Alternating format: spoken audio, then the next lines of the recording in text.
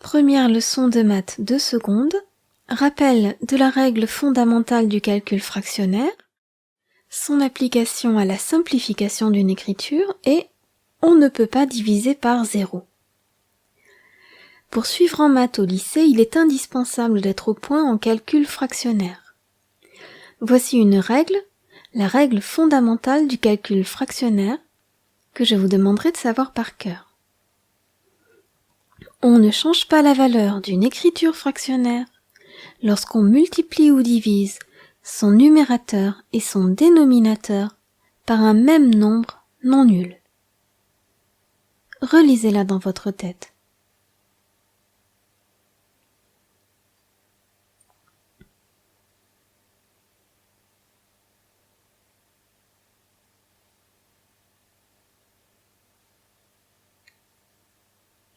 Redisons-la ensemble. On ne change pas la valeur d'une écriture fractionnaire lorsqu'on multiplie ou divise son numérateur et son dénominateur par un même nombre non nul. Pour mémoriser une phrase, vous pouvez vous entraîner à la redire dans votre tête.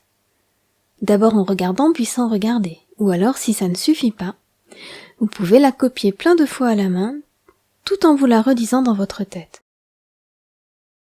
Non nul, ça veut dire différent de 0, parce que nul en maths, ça veut dire égal à 0. Le numérateur, c'est le nombre qui est au-dessus de la barre de fraction, c'est le nombre qu'on divise, et le dénominateur, c'est le nombre qui est en dessous de la barre de fraction, c'est le nombre par lequel on divise. Une écriture fractionnaire est appelée une fraction lorsque son numérateur et son dénominateur sont des nombres entiers. Prenons cette écriture fractionnaire 2,5 sur 10. Si je multiplie son numérateur et son dénominateur par 10, j'obtiens la fraction 25 sur 100, qui est égale à 0,25. Ça vaut la même chose que l'écriture fractionnaire 2,5 sur 10. Comme 10 n'est pas un nombre égal à 0, je peux très bien multiplier le numérateur et le dénominateur de 2,5 sur 10 par 10, j'ai le droit.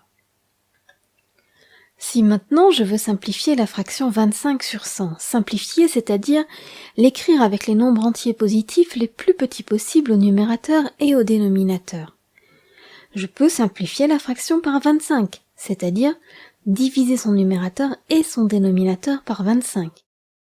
Pour cela, on écrit au numérateur que 25 c'est 1 fois 25, au dénominateur que 100 c'est 4 fois 25, on divise le numérateur et le dénominateur par 25 en barrant les multiplications par 25.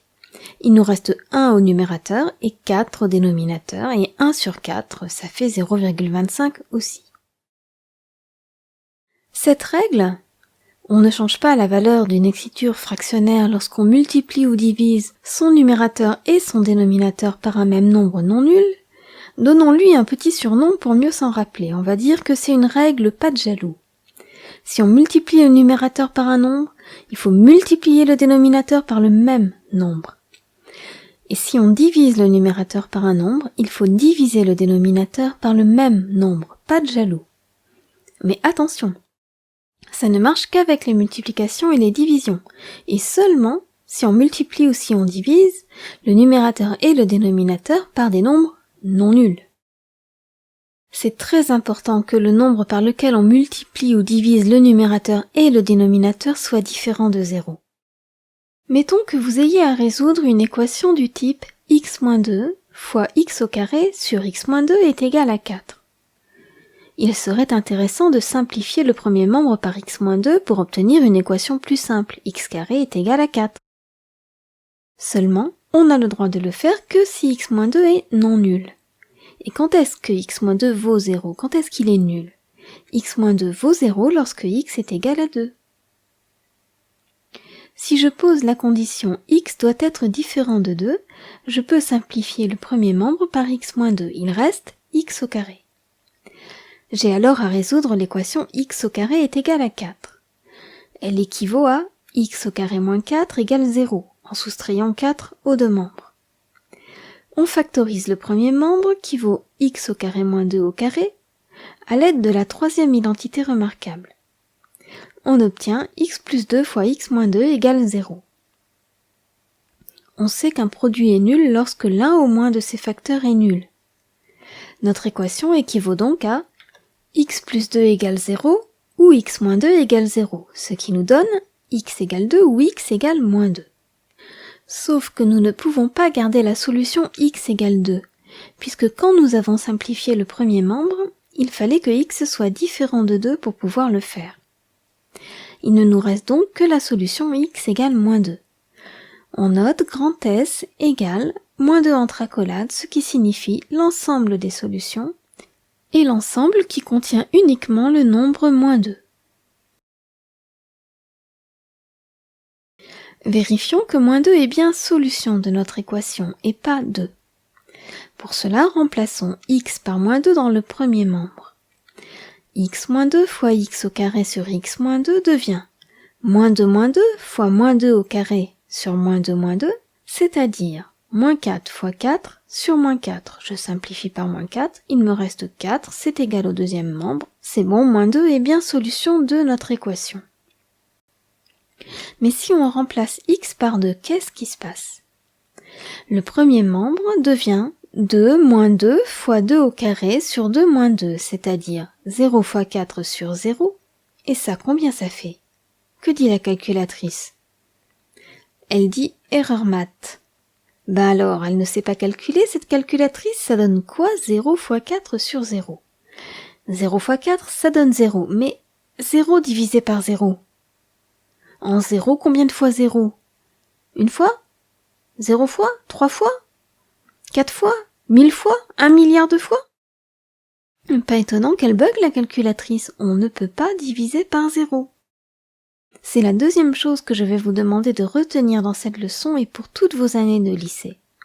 On ne peut pas diviser par 0. Il sera très important, dès que vous aurez une division à faire, que vous vous disiez « Vérifions bien que ce par quoi on divise ne puisse pas valoir 0 ».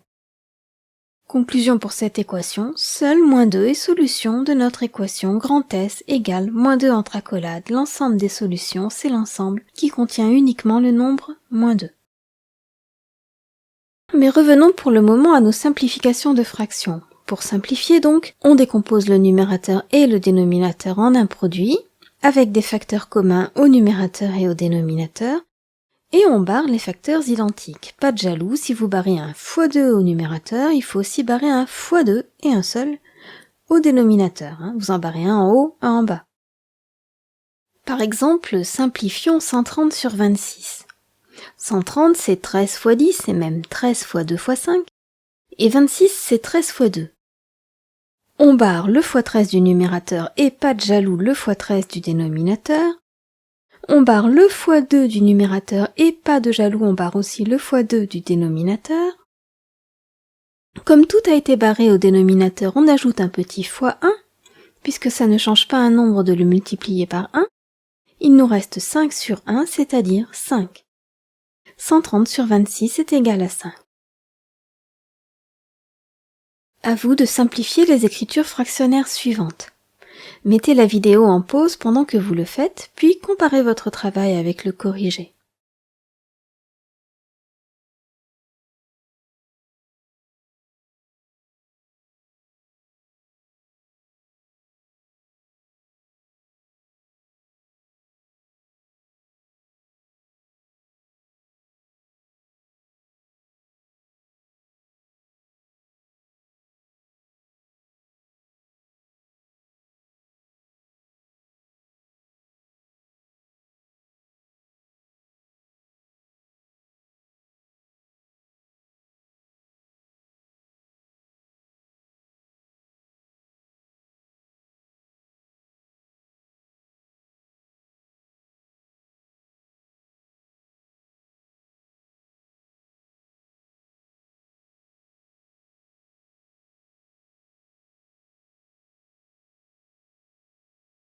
Et maintenant, simplifiez ces écritures fractionnaires en vérifiant bien que le nombre par lequel vous simplifiez ne vaut pas 0. Pour la dernière, indiquez quelle valeur ne doit pas valoir x.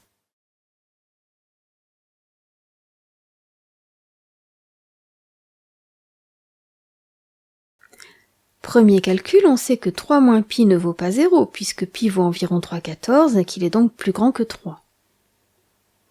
On simplifie par 3 moins pi, et aussi par pi, qui lui non plus ne vaut pas 0, il nous reste 7 quarts.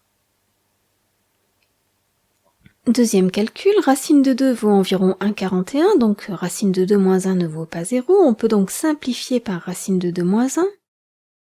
On obtient racine de 2 plus 1, le tout sur 3. Troisième calcul, on voudrait simplifier par x moins 7, mais il faut que x moins 7 soit non nul. Pour quelle valeur de x moins 7 est-il égal à 0? Eh bien lorsque x est égal à 7.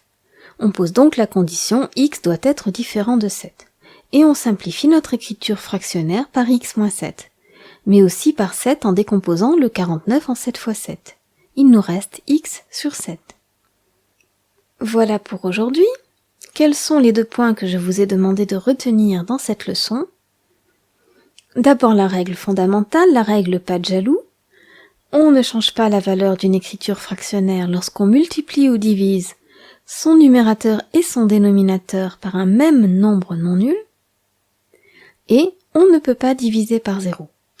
En fait, on peut diviser par n'importe quel nombre, sauf 0. Je rappelle que nul signifie égal à 0 et non nul signifie différent de 0. Et que dans une écriture fractionnaire, le nombre au-dessus de la barre de fraction s'appelle le numérateur et le nombre en dessous de la barre de fraction s'appelle le dénominateur. On peut retrouver une version écrite de cette leçon sur le site www.letableunoir.net à la page des secondes, c'est le chapitre 0.